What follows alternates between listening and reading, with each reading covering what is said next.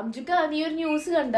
കേരള ഞെട്ടി എന്ന് പറഞ്ഞിട്ട് 14 വയസ്സുകാരിനെ ഗർഭിണിയാക്കി. സോറിയ ക്ലാസ്സിൽ ഉള്ളതായിരുന്നു. ന്യൂസ് കണ്ടെന്ന് പറഞ്ഞിട്ട് കേരളം ഞെട്ടാൻ മാത്രമൊന്നുമില്ല. നമ്മൾ 2 ആഴ്ച മുമ്പ് ഒരു വീഡിയോ ഇട്ടിട്ടുണ്ടായിരുന്നു. മൈനറാണ്.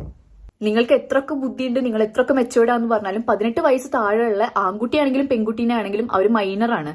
അപ്പൊ നിങ്ങളുടെ കൺസെന്റോട് കൂടിയിട്ടാണ് സെക്സ് ചെയ്തെങ്കിലും അത് സ്റ്റാച്യുട്ടറി റേപ്പ് ആയിട്ടാണ് കൺസിഡർ ചെയ്യുന്നത്. എന്താ ആൺകുട്ടിക്ക് മാത്രം പണിഷ്മെന്റ്? രണ്ടുപേരും കൺസെന്റോടെ അല്ലേ ഇത് ചെയ്തിരിക്കുന്നത്? ഞാൻ ഈ കഴിഞ്ഞ പ്രാവശ്യം ഈ വീഡിയോ ഇട്ടപ്പോ എനിക്ക് കുറേ പേര് കമന്റ് ഇട്ടു, ഇതൊക്കെ അറിയാത്ത ആരെങ്കിലും ഉണ്ടോന്ന്. അറിയാത്ത ആരെങ്കിലും ഉണ്ടെന്നുള്ളതിന്റെ ഉത്തരമാണ് ഇപ്പത്തെ ഈ ന്യൂസുകൾ വന്നുകൊണ്ടിരിക്കുന്നത് പറയുന്നത്.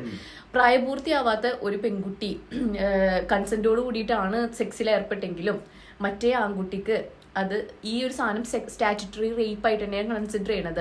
അൺഫോർച്ചുനേറ്റ്ലി ആൺകുട്ടിക്ക് മാത്രമായിരിക്കും ഇതിൽ പ്രശ്നം വരുന്നുണ്ടായിരിക്കുക. ഇത് നമ്മുടെ ജനറൽ ലോ വെച്ചിട്ടായിരിക്കില്ല ഡീൽ ചെയ്യുന്നത്. പകരം ഇവർ രണ്ടുപേരും ജുവനൽ ജസ്റ്റിസ് ആക്ട് പ്രകാരമായിരിക്കും ഇതാക്കുന്നുണ്ടായിരിക്കുക. അങ്ങനെ വരുമ്പോൾ ആൺകുട്ടീനെ ചിൽഡ്രൻസ് ഹോമിൽ ആക്കും. ഒരു ബെയിൽ കിട്ടുന്നത് വരെ ചിൽഡ്രൻസ് ഹോമിലായിരിക്കും ആൺകുട്ടി ഉണ്ടായിരിക്കുക. അപ്പോ ചോദിക്കും എന്തുകൊണ്ട് പെൺകുട്ടിയും ഇത് അറിഞ്ഞുകൊണ്ടല്ലേ? ചോദിച്ചിട്ട് കാര്യമില്ല. നിങ്ങൾ നിയമം അറിഞ്ഞിരിക്കുക. ഇതിനാണ് സെക്സ് എഡ്യൂക്കേഷൻ ഇമ്പോർട്ടന്റ് ആണെന്ന് പറയുന്നത്. കാരണം ഓരോ അബദ്ധത്തിൽ ചെന്ന് ചാടരുത്.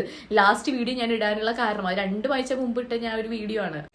ഇതൊരു 18 വയസ്സ് താഴെയുള്ള ആൺകുട്ടി ആയതുകൊണ്ടാണ് JJA ആക്ട് പ്രകാരം ആക്കുന്നത്, ചിൽഡ്രൻസ് ഹോമിലാക്കുന്നത്. അതല്ലെങ്കിൽ നമ്മൾ ജനറൽ ലോ പ്രകാരമാണ് ആക്കുന്നത്. പോക്സോ ആക്ട് ആണ് കേട്ടോ ഇതെന്ന് പറയണത്.